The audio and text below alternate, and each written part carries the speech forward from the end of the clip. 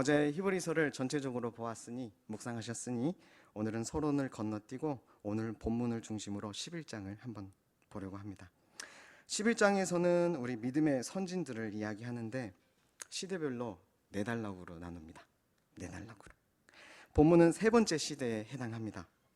모세부터 가나안 입성까지의 믿음의 선진들에 대한 이야기죠. 근데 그 이야기 중에 끝부분, 우리가 지난주 그리고 지지난주 그 주일 말씀으로 받았던 라합과 여리고성에 대한 사건이 바로 그것입니다. 우리는 이 두 사건을 통해 행하는 믿음, 순종하는 믿음에 대해서 배웠습니다. 그리고 오늘도 하나님은 히브리서 오늘 말씀을 통해서 우리에게 믿음에 대해서 가르쳐 주십니다. 불렀던 찬송가를 적용하자면 여리고 성벽이 금가는 것이 보이지 않아도, 금가는 소리가 들리지 않아도 말씀을 믿는 것이 믿음입니다. 말씀을 믿음으로 보라는 제목, 그리고 보이라는 것도 이 제목으로 잡았는데, 이 말씀을 믿음으로 보라, 보이라, 이 제목으로 두 가지만 나누려고 합니다.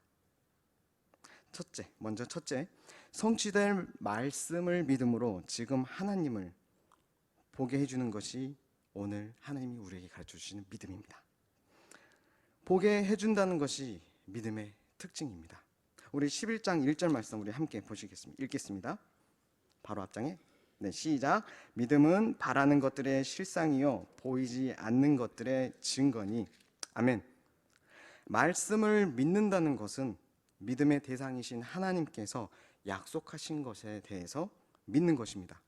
이 믿음은 아직 보이지 않지만 미래의 실제, 정말 하나님께서 미래에 실제하게 하시는 그것에 대한 반응으로 우리에게 약속하신 하나님을 바라보게 하는 것입니다. 믿음은 미래의 실제에 대한 우리의 반응이라고도 할 수 있겠습니다. 보이진 않지만, 미래는 아직 오지 않았잖아요. 여리고 사건을 통해서 보기를 원하는데, 먼저 30절 여리고 사건을 한번 생각해 보시기를 원합니다.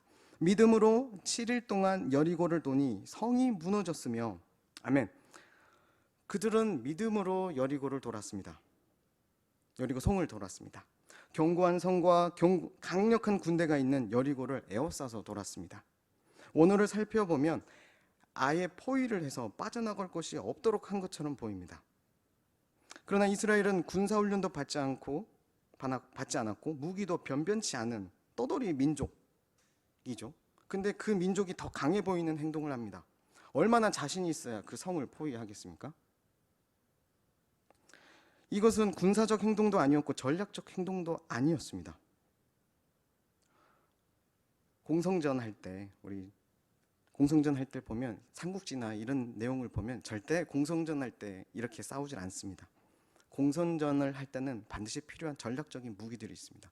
공성자도 필요하고 투석기도 필요하고 문을 뚫고 들어갈 파쇄기도 필요합니다. 근데 그저 도는 행동을 보이는 것이죠.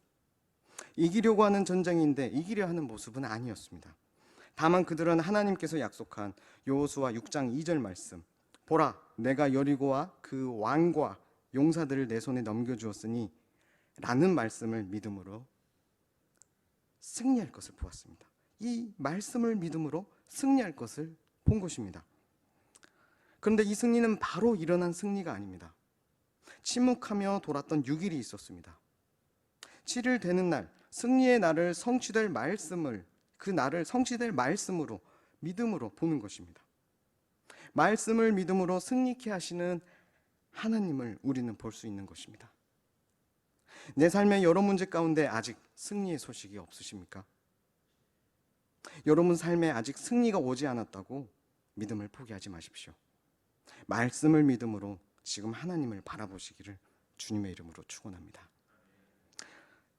이 여리고성 사건은 우리에게 십자가의 예수님을 연상시키십니다.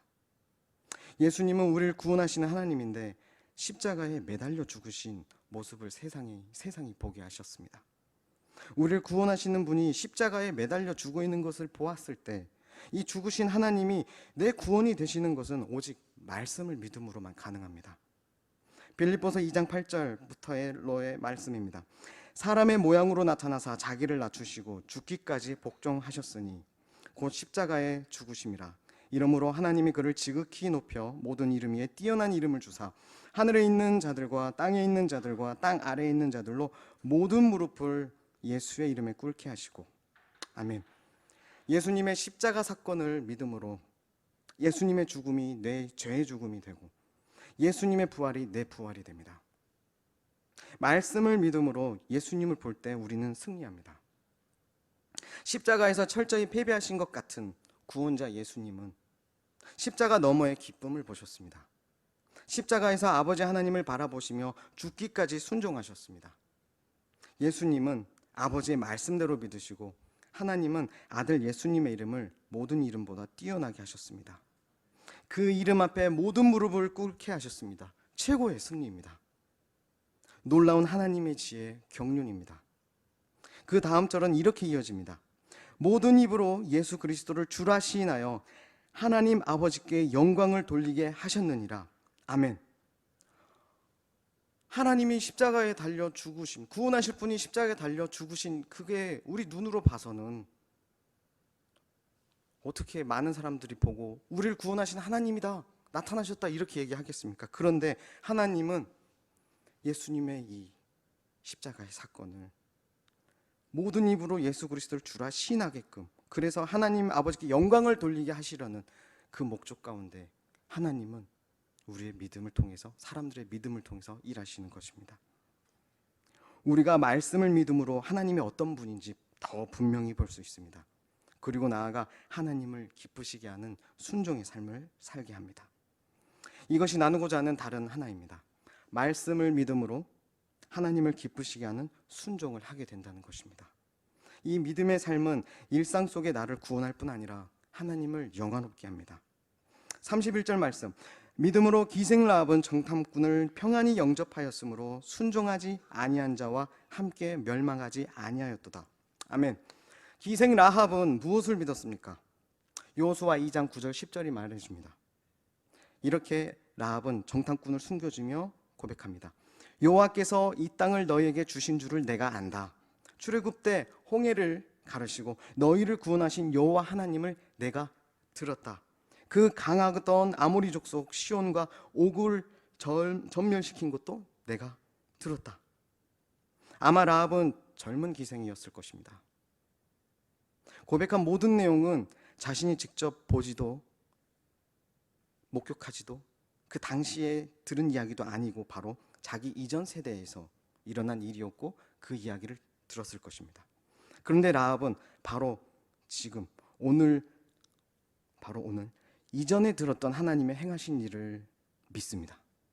그리고 구원의 하나님, 구원하실 하나님을 고백합니다. 11절에 여호수아 2장 11절에 이렇게 고백합니다. 너희의 하나님 여호와는 위로는 하늘에서도 아래로는 땅에서도 하나님이시니라. 아멘. 라합의 하나님이 우리의 하나님이십니다. 나를 구원하셨고 오늘도 구원하시며 내일도 나를 구원하실 하나님이십니다. 라합이 정탐꾼을 숨겨주고 다른 길로 가게 했던 그것은 당장 그 시대의 구원을 의미하지 않았습니다. 구원하실 하나님을 바라본 것이죠. 하나님을 들어서만 알던 라합도 하나님을 자신을 구원하신 하나님으로 고백하며 자신의 믿음을 보였던 것입니다. 말씀을 믿음으로 구원의 하나님을 보았고 말씀을 믿음으로 보인 것입니다. 믿음이 오늘 나를 구원하고 하나님을 영화롭게 합니다. 야고보서 2장 25절, 또 이와 같이 기생 라합이 사자들을 접대하여 다른 길로 나가게 할 때에 행함으로 의롭다 하심을 받은 것이 아니냐. 영혼 없는 몸이 죽은 것 같이 행함이 없는 믿음은 죽은 것이니라. 아멘. 말씀을 믿음으로 하나님을 보며 하나님을 듣고 있을 때 우리의 감정과 의지가 적극적으로 움직입니다. 이 말씀을 믿음으로 보여지는 믿음이 순종입니다. 이 믿음이 하나님을 기쁘시게 합니다. 히브리서 11장 6절 말씀 우리 같이 읽겠습니다. 바로 옆에 11장 6절 말씀 시작. 믿음이 없이는 하나님을 기쁘시게 하지 못하나니 하나님께 나아가는 자는 반드시 그가 계신 것과 또한 그가 자기를 찾는 자들에게 상 주시는 이심을 믿어야 할지니라. 아멘. 이 믿음은 살아계신 하나님과의 직접적이고 인격적인 만남에서 그 그 근거를 갖고 있습니다. 예수님을 통해서 우리는 하나님과 직접적이고 인격적인 만남을 우리는 갖고 있습니다. 그리고 예수님을 통해서 우리는 그 믿음의 본을 잘 볼 수 있습니다.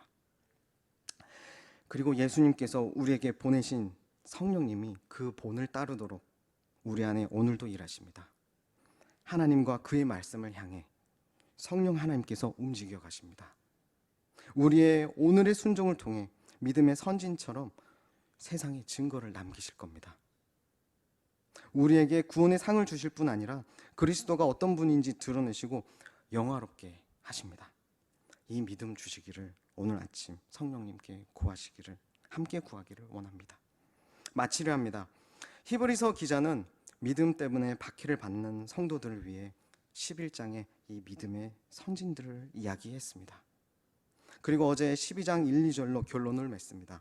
우리 믿음의 창시자요 온전케 하시는 주를 바라보며 믿음의 경주를 해가라는 것이죠.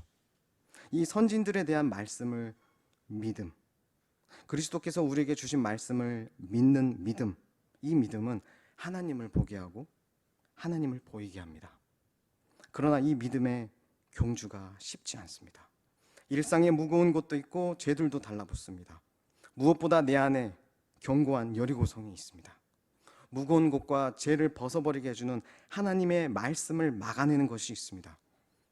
바로 내 안에 견고해지고 단단해진 내 생각, 하나님보다 말씀보다 높이 두는 내 판단, 내 기준입니다.